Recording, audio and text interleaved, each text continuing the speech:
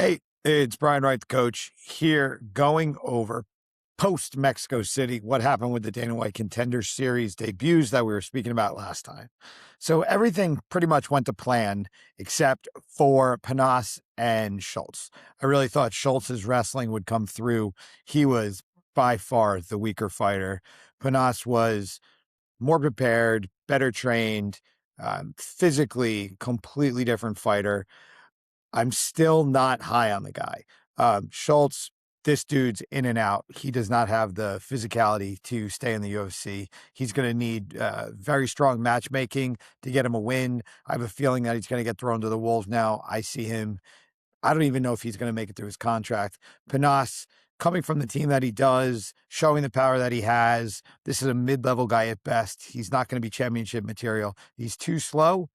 And I don't see a really high fight IQ. That's something that always can improve over time, but I don't see him being much more than an athletic guy with some power. Now, let's get into the other guys. Reyes beat Andrade. I thought Reyes was going to be better than he was. He was very stiff. He was awkward. I could put some of that to first-time UFC jitters, but at his age and the way that he performed, he got Andrade off the roster for the matchmakers, and he'll get a good next fight. But this guy's probably going to go 2-2 at best. I don't even see him getting to a second contract. Now we've got Gondra versus Medina. Medina is somebody that came off of a loss from Contender Series and got a contract because, again, the excitement of the night can overwhelm everybody and they can make decisions. So Medina got a contract on a loss because he had a fun fight. I don't know, maybe it was a boring night.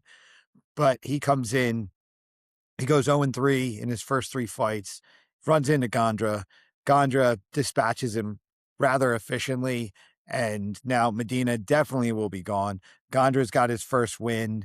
They're going to hype him up as somebody to watch. I didn't really see anything special. The level of competition was extremely low last night. So Gondra gets his win, does exactly what he's supposed to do. Now, Rodriguez versus Boaz.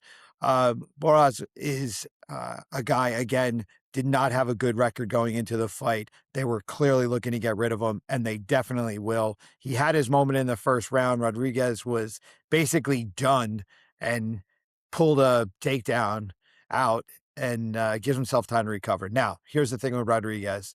Rodriguez comes from Daniel Cormier's gym. That matters. He's too small. He's too young. I don't see him being anything really to speak of at 125 long term. He's somebody that will get preferential treatment because he's Daniel Cormier's guy. This is the way it goes. He's a company dude.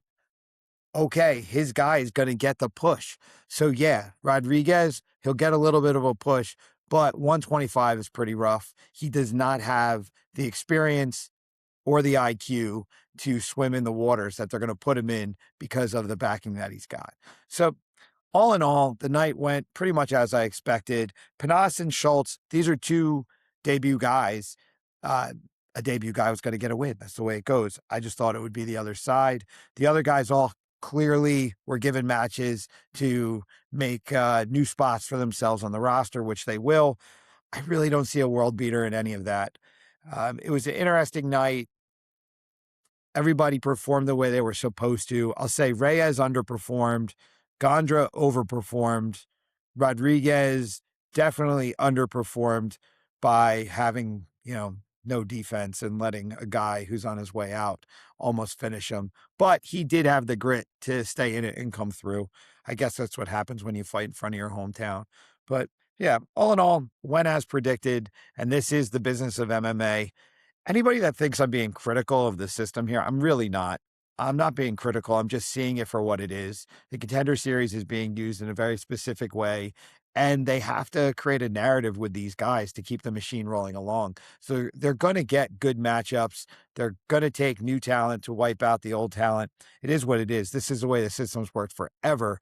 But this, Contender Series put a little bit of a wrinkle in that. So yeah, I'm not hating on the system because some people are, you know, you can disagree with my take on it, but you do have to understand my intention here is just to create clarity so that young people coming in understand exactly what they're getting involved in, and coaches that are aspiring to bring people into the organization know exactly what they're involved in.